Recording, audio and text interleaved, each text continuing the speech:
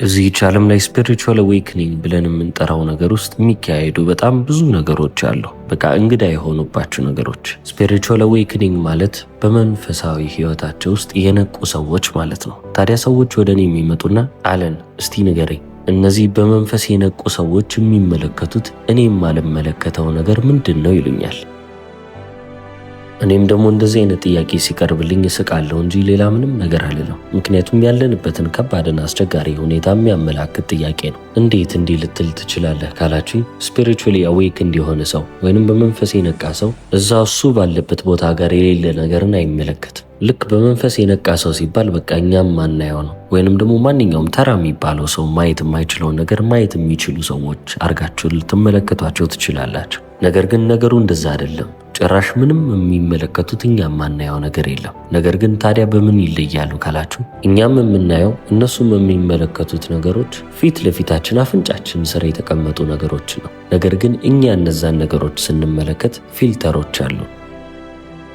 እነሱ ግን ምንም አይነት ፊልተሪንግ የላቸው። እኛ አንድን ነገር ስንመለከት ኢጓችን ድምፅና አስተያየትን እያወጣ የሆነ ነገርን ማለት ይፈልጋል። ስለዚህ ሁሌም ቢሆን የምንመለከተውን ነገር ጥርት አድርገን እንደሆነ አንመለከተው። አለን ዋትስ እያልክ ያለኸውን ነገር ልረዳ አልቻልኩም፣ ማስረዳኝ ካላችሁኝ ምሳሌ ልስጣችሁ። እንበልና ዛፍን እየተመለከታችሁ ነው ልበል። ከፊታችሁ ዛፍ አለ። ታዲያ ፊት ለፊታችሁ ያለውን ዛፍ ምንም እንኳን እያያችሁት ቢሆንም እያያችሁት አይደለም። ዛፍ የሚለውን ቃል ግን አይምሯችሁ ማሰብ ይጀምራል። ስለዚህ ይህንን ሐሳቡን ለእናንተ ልብ አትሉትም። ነገር ግን አይምሯችሁ ካልኩሌት አድርገው የሚጨርሰው ነገር ነው። ይሄ ዛፍ ነው ይላል። ታዲያ ዛፎች ምን እንደሆኑ አውቃለሁ፣ ለምን እንደሚያገለግሉም አውቃለሁ። የምን አይነት ዛፍ እንደሆነ ላላውቅ እችላለሁ፣ ምን እንደሚበቅልበት አላውቅም። ነገር ግን ቢያንስ ይህ ዛፍ ለጥላነት ያገለግላል፣ ከስሩ ቁጭ ማለት እችላለሁ ብላችሁ አይምሯችሁ ውስጥ ማሰብ ትጀምራላችሁ። ልብ አትሉትም ብያለሁ። እነዚህን ሐሳቦች ሰብኮንሽስሊ ነው በቃ ፕሮሰስ የምታደርጉት እንጂ ልብ እያላችሁ ወይንም እያስተዋላችሁ የምታደርጉት ነገር አይደለም።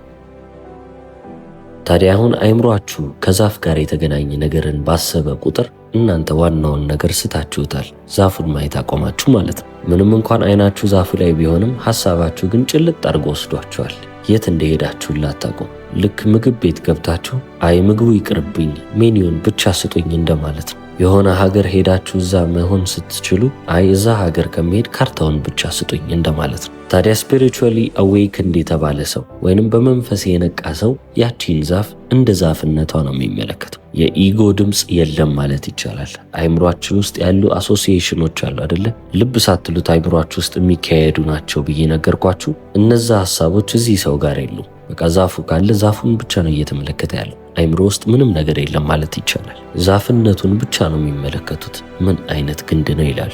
ያቺ ዛፍ ምን አይነት ጥላ እንደፈጠረች፣ ያቺ ዛፍ ምን አይነት ብርሃን እንደሚያርፍባት ቁጭ ብለው በአይናቸው የሚመለከቱት ነገር ነው እንጂ አይምሯቸው ውስጥ ብዙ አይነት ይሄ የሚንጫጩ ፊልተሮች የሉ።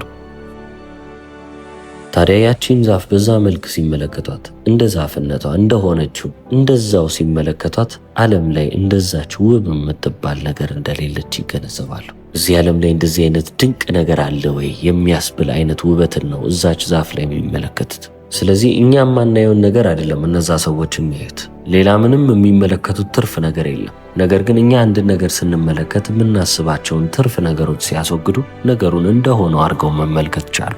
ያም ደግሞ ለነሱ ዓለም ላይ ያለ በጣም ውብ የሆነ ነገር ይሆንላቸዋል። አሁን ላይ ግን አብዛኛውን ሰው ስትመለከቱ በራሱ ቃል፣ በራሱ ሐሳብ፣ በራሱ ኮንሰፕት ወይንም በራሱ ጽንሰ ሐሳብ ሂፕኖታይዝ እየተደረገ ነው። እውነታ ነው ብለው የሚያስቡት ነገር የምርም እውነታ ይመስላቸዋል። በምሳሌ ባስረዳችሁ የአንድ ውቅያኖስን ፎቶግራፍ ለአንድ ሰው ሰጥቼ ፎቶግራፉን ተመልከተው ብለው ቁጭ ብሎ እሱም ደግሞ ፎቶግራፉን ተመልክቶ አሁን ውቅያኖሱን አውቀዋለሁ ብሎ እንደሚያስብ ሰው ነው። ታዲያ እንደዛም አስቡ ወደ ውቅያኖሱ የሆነ ቀን ቢሄድ ውቅያኖሱም ደግሞ ማዕበሎችን አምጥቶ እሱን ሲገለብጠው ምንድነው እየተፈጠረ ያለው? ፈጣሪ ያድነኝ፣ ይሄ ነገር እኮ ፎቶግራፉ ላይ የለም ብሎ እንደሚመሰክር አይነት ሰው ነው የሚሆነው።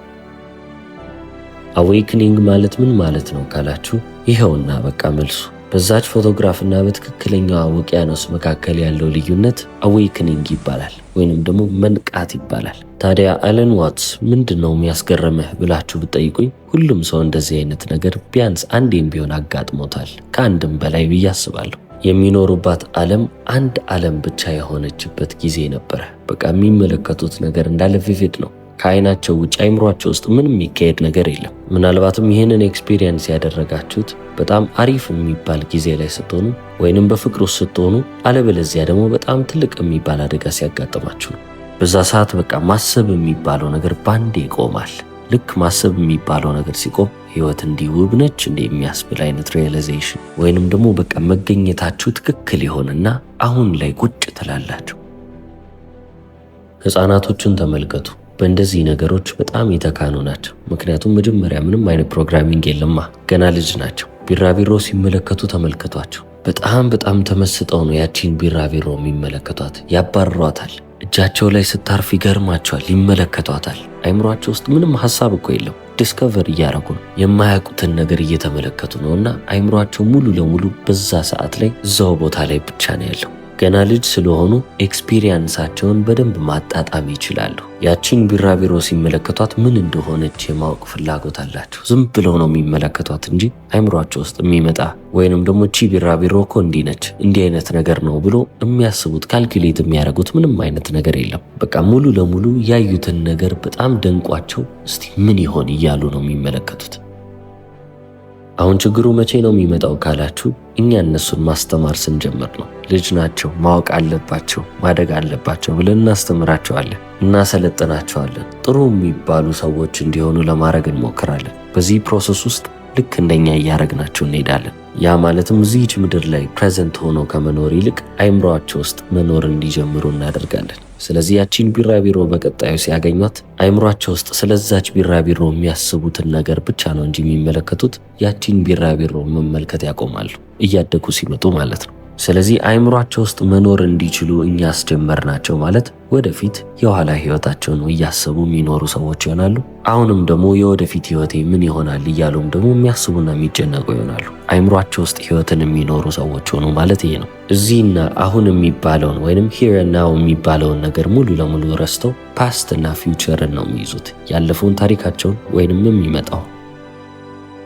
ታዲያ ቀስ በቀስ እንዲህ እያለ ነው ቀጥታ ነገሮችን መመልከት የሚያቆሙት። በቃ ይጠፋል፣ ልክ እንደ ሁላችንም ይሆናሉ።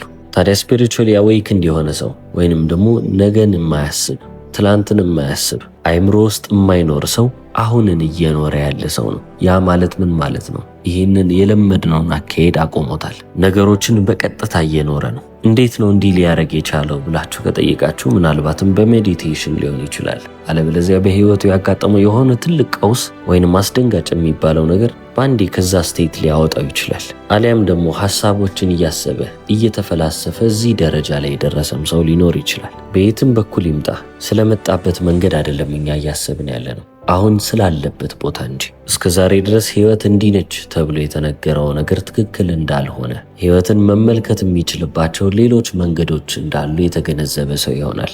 ከልጅነታችን ጀምሮ ህይወት እንዲህ ነው፣ በዚህ መንገድ ነው መሄድ ያለባቸው የተባልነው መንገድ እኮ መንገድ ነው። ነገር ግን የሚያደርሰን ቦታ እኛ የምንፈልገው ቦታ አይደለም። ስለዚህ የተሻለ መንገድ እንፈልገን ደግሞ የተሻለ ቦታ እንገኛለን። ስለዚህ እነዚህ ሰዎች ምን ልብ ይላሉ፣ ምን ያስተውላሉ ካላችሁ፣ ስለ ነገሮች የሚያስቧቸው ሀሳቦች ራሳቸው ነገሮች አይደሉም። ታዲያ አሁን አብዛኛውን ጊዜ ሰዎችን ግራ የሚያጋባ በጣም የሚያወዛግብ ነገር ምንድን ነው ካላችሁ፣ ይህ ስፒሪቹዋሊ አዌይክንድ የሆነ ሰው በመንፈስ የነቃ ሰው በሰፐሬሽን አያምንም ወይንም በመነጣጠል አያምንም። ሁሉም ነገር አንድ እንደሆነ ያውቃል። ይህ ማለት እናንተ እዚች ምድር ላይ የላችሁም፣ ኤግዚስት አታረጉም፣ እኔም አላረግም እያለ ሳይሆን ነገር ግን ሁለታችሁም አንድ ናችሁ ነው እንጂ የተለያየ ሰው የተለያየ ኢጎ ይዞ በዚች ሰውነት በተባለው በዚህ ቆዳ በተባለው ነገር ውስጥ የታሰረ ነገር አይደለም። ስለዚህ ሁላችንም እንደተነጣጠልን መስሏችሁ ሊሰማችሁ ይችላል። ስታዩትም ሁላችንም የተለያየ ሰውነት አለን። ስለዚህ ተለያይተናል ብለን ማሰባችን የተለመደ ሊባል ይችላል። ነገር ግን ፊክሽን ነው ወይንም ልብ ወለድ ነው። አሳማኝ የሆነ ልብ ወለድ፣ ከዛ የበለጠ ነገር አይደለም። ከልጅነታችን ጀምሮ የተማርነው የሰማነው አንድ ነገር አለ። ራሳችንን አይደንቲፋይ የምናደርግበት የራሳችንን አይደንቲቲ ወይንም የራሳችንን ማንነት አታች የምናደርግበት የሆነ ነገር አለ። ያቺ የኢጎ ድምፅ ሁሌም ቢሆን አይምሯችን ውስጥ ይህንን እወዳለሁ፣ ይህንን አልወድም እያለች የእኛን ማንነት በነዛ ነገሮች ላይ ትመሰርታለች። ለዚህ ነው ስለዚህ ጉዳይ በጣም እየተጨነቅኩ ነው ብለን የምናስበው ወይንም ደግሞ ይሄ ነገር እንዲፈጠርልኝ በጣም እፈልጋለሁ ብለን ደግሞ ተስፋ የሚኖረን። ታዲያ እነዚህን ድምጾች እየሰማን ነው እንግዲህ እኛ እነዚህ ድምጾች ነን ብለን የምናስበው። ነገር ግን የነቃ ሰው ስፒሪቹዋሊ አዌይክንድ የሆነ ሰው እነዚህ ድምጾች እሱ እንዳልሆኑ ያውቃል። ይህ ድምፅ ታዲያ ከየት የመጣ ነው እሱ ካልሆነ ካላችሁ በአዌርነስ ውስጥ ወይንም በሱ ግንዛቤ ውስጥ ያሉ ድምጾች እንደሆኑ ያውቃል። እስቲ በዚህ መንገድ እንድታስቡት ልጠይቃችሁ። እናንተ ሐሳቦቻችሁን ልብ ማለትና ማስተዋል ትችላላችሁ። ያ ማለት እያሰባችሁ እንደሆነ ትገነዘባላችሁ። ምንም አይነት ሐሳብ ይምጣ አሃ ትላላችሁ። ታዲያ ሐሳቦቻችሁን ልብ የምትሉና የምታስተውሉ ከሆነ አሃ እያላችሁ እየተመለከታችሁም ከሆነ እናንተ ሐሳባችሁ አይደላችሁም ማለት ነው። ስለዚህ አይምሯችሁ ውስጥ የምትሰሙትን ድምፅ ወስዳችሁ ይሄ እኔ ነኝ ልትሉ አይገባም። ምክንያቱም የዛኔ አይደንቲቲያችሁን ከማ ጋር አረጋችሁት? ከዚህ ኢንተርናል ቮይስ ጋር፣ ውስጣዊ ድምፃችሁ ጋር ወይንም ደግሞ ከሐሳባችሁ ጋር ከሚመጡ ከማንኛውም ነገሮች ጋር አታች አረጋችሁት፣ አገናኛችሁት። ታዲያ ስፒሪቹዋሊ የነቃ ሰው ይሄንን አዌርነስ እንደሆነ ብቻ ነው የሚያውቀው። ግንዛቤው እሱ ነው። ነገር ግን በግንዛቤ ውስጥ የሚገቡ ማንኛውም ነገሮች እንደሚመጡ ተመልሰውም እንደሚሄዱ እርግጠኛ ነው። ስለዚህ እሱ ራሱን ከነዛ ነገሮች ጋር አያገናኝም። ይህ ማለት እዚች ዩኒቨርስ በተባለች ነገር ውስጥ አንድ ነገር ሆነዋሉ ማለት አይደለም፣ ወይንም ደግሞ የሆነች ነገር ናቸው ማለት አይደለም። ነገር ግን በአጠቃላይ ዩኒቨርሱ ያለበት ኮንሽስነስ ናቸው ማለት ነው። ይህ ማለት እነሱ ኮንሽስነስ ናቸው። ይቺ ዩኒቨርስ የምንላት ነገር ደግሞ በዛ ኮንሽስነስ ውስጥ ነች። አሁን ይህንን ስነግራችሁ ምናልባትም ይሄ ቅዠት ነው እንጂ ከዛ በላይ አይደለም ልትሉ ትችላላችሁ። ነገር ግን አይደለም። ልክ እናንተ ፈጣሪ እንደሆናችሁ አድርጋችሁ እንድታስቡ አይደለም። የሆነ ኤጎቲስቲክሊ በቃ እኔ አምላክ ነኝ ሁሉም ሰው ያምልከኝ በሚል አመለካከት እንድትሄዱ አይደለም።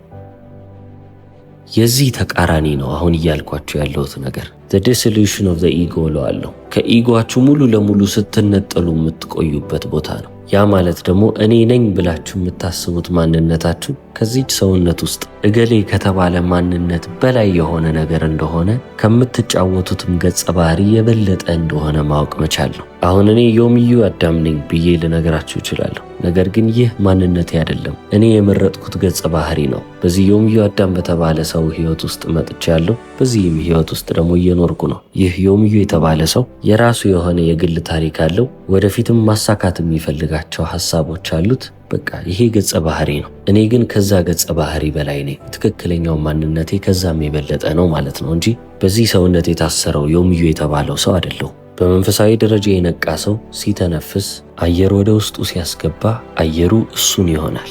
ነገር ግን እሱ ሲተነፍስና አየሩን ሲያስወጣ እሱ አየሩን ይሆናል። አፕልንም ስትበሉ አፕሉ እናንተን ይሆናል። ታዲያ አሁን ይሄ ነገር መቼ ነው የሚያልቀው? እናንተ የቱ ጋር ነው ጨረስኩ ብላችሁ የምትወጡት? ዓለምም የቱ ጋር ነው የሚጀምረው? እንግዲህ ይቺ መስመር እያንዳንዱ ሰው የሚመርጣት መስመር ነች እንጂ የተቀመጠ መስመር አይደለም። ምክንያቱም ተፈጥሮ መስመር የሚባል ነገር የላትም። ስለዚህ ይሄንን ስትረዱ፣ የምርም ደግሞ ስትረዱት እንዲህ በሐሳባችሁ ኢንተሌክቹዋሊ መመልከት ብቻ እኮ አይደለም። ቀጥታ ፐርሰፕሽናችሁ ብታደርጉት፣ እይታችሁ ብታደርጉት ሁሉም ነገር ይለወጥላችኋል ማለት ይቻላል። እናንተ እዚህች ዩኒቨርስ ውስጥ እንግዳ እንዳልሆናችሁ ታውቃላችሁ። በስህተትም እንዳልመጣችሁ ታውቃላችሁ። ትንሽዬ ፍላሽ ኦፍ ኮንሽስነስ እንዳልሆናችሁም ታውቃላችሁ። ታዲያ ምንድነኝ ካላችሁ የዚህ ሁሉ ነገር ሙሉ ኤክስፕሬሽን ወይንም ደግሞ የምትገልጹት ነገሮች ናቸው። በአጠቃላይም ይሄ ሁሉ ኮዝሞስ ወይንም ኮንሽስነስ በአጠቃላይ ኤክስፕረስ እየተደረገ ያለው በእናንተ ውስጥ ነው። ውቅያኖስ ጋር ሂዱ። ውቅያኖሱን ኤክስፕረስ የሚያደርገው ነገር ምንድን ነው? ማዕበል ነው። ታዲያ ማዕበሉና ውቅያኖሱ የተለያዩ ነገሮች ናቸው? አይደሉም። ራሱ ነው። ወደዚች ነጥብ ላይ የመጣ ነውም በምክንያት ነው። ምክንያቱም ስፒሪቹዋሊ አዌክ እንዲሆኑ ሰዎች፣ በመንፈስ ደረጃ የነቁ ሰዎች አንድ ልብ የሚሉትና የሚያስተውሉት ነገር አለ። ሁሉም ነገር አንድ ነው፣ ወይንም ደግሞ ሁሉም ነገር በአንድነት ውስጥ። ታዲያ አንድነት ስንል ምናልባትም መተባበርን እናስብ ይሆናል፣ ወይንም መጣመርን እናስብ ይሆናል። ሁለቱም አይደለም። አንድነት ስንል ቀጥተኛ ሚኒንጉን ወይንም ቀጥተኛ ትርጉሙን እያልኩ ነው። ሁሉም ነገር አንድ ነው። ሁሉም ነገር ሲነሳ አንድ ላይ ነው የሚነሳው። ከፍታ ያለው ዝቅታ ስላለ ነው። ዝቅታን ያለ ከፍታ አታገኙትም። ከፍታንም ያለ ዝቅታ አታገኙትም። ኢንሳይድ እና አውትሳይድ ብላችሁ የምታስቡትንም ነገር ውሰዱ። የውስጥ ብላችሁ የምታስቡትና የውጭ ብላችሁ የምታስቡት ነገር አንዱ ስላለ ነው ሌላኛ ያለው። ህይወትንም ያገኘናት ሞት የሚባል ነገር ስላለ ነው። ሞት የሚባል ነገር ባይኖር ህይወት የሚባል ነገር የለም። ህይወት የሚባል ነገር ባይኖር ሞት የሚባል ነገር የለም። ስለዚህ እነዚህ ሁሉ ነገሮች የተለያዩ የተነጣጠሉ ሆነው ነገር ግን ለመተባበር ወይንም የሆነ ዓላማን ለመደገፍ አንድ ሆነው ተጣምረው አይደለም። የአንድ ቋሚ የሆነ ዩኒፋይድ አንድ የሆነ ፕሮሰስ ውስጥ ያሉ ሁለት አስፔክቶች፣ ሁለት ክፍሎች ናቸው እዛው አንድ ነገር ውስጥ። አብዛኛው ሰው ዓለምን የሚመለከታት በጣም ብዙ የተለያዩ ሰዎች፣ በጣም ብዙ የተለያዩ ነገሮች ያሉባት ዓለም፣ ነገር ግን የሆነ ሰዓት ላይ ሲፈልጉም ሳይፈልጉም የሚጣመሩና የሚለያዩ አድርጎ ነው የሚያስበው። እናንተን አሁን ብጠይቃችሁ እኔ ነኝ፣ ሌሎች ነገሮችም ሌሎች ሰዎችም ደግሞ አሉ ብላችሁ ታስባላችሁ። ያ ማለት ኢኒሺሊ ራሳችሁን ከምንም ነገር ውስጥ ነጠላችሁ ማለት ነው። ይህ ማለት ምን ማለት ነው ካላችሁኝ፣ ልክ የማዕበሉ ጫፍ ከማዕበሉ ታች ይለያል እንደማለት ነው። ሁለቱም አንድ ናቸው፣ አንድ ማዕበል ውስጥ ናቸው። ነገር ግን የማዕበሉ ጫፍና የማዕበሉ ታች በአንድ እንቅስቃሴ ውስጥ የተለያዩ አስፔክቶች ናቸው ማለት ነው። የተለያዩ ክፍሎች ናቸው እንጂ የተለያዩ አይደሉም። እዚህችም ዓለም ላይ ሙሉ ተነጣጥሏል ብላችሁ የምታስቡት ነገር እንዳለ የአንድ ዩኒፋይድ የሆነ ነገር አካል ናቸው እንጂ የተነጣጠሉ ነገሮች አይደሉም። ስፒሪቹዋሊ አዌይክንድ የሆነ ሰው ወይንም በመንፈስ የነቃም ሰው ይህንን ነው ልብ የሚለው የሚያስተውለው። ቪዲዮውን እንደወደዳችሁ ተስፋ አረጋለሁ። የአለን ዋትስ ትምህርት ነበረ። እስከ መጨረሻው ስለተከታተላችሁ ልኝ አመሰግናለሁ። ቻው።